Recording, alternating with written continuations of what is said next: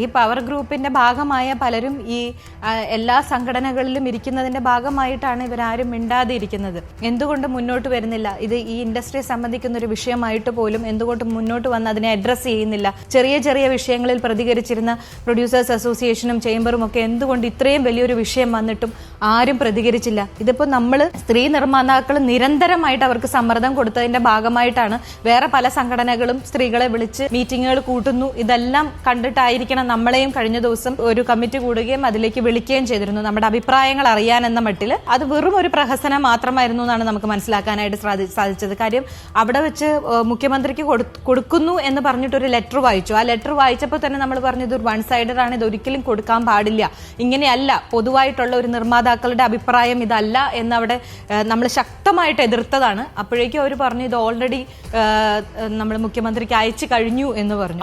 നമുക്ക് എന്ത് ചെയ്യാനായിട്ട് സാധിക്കും?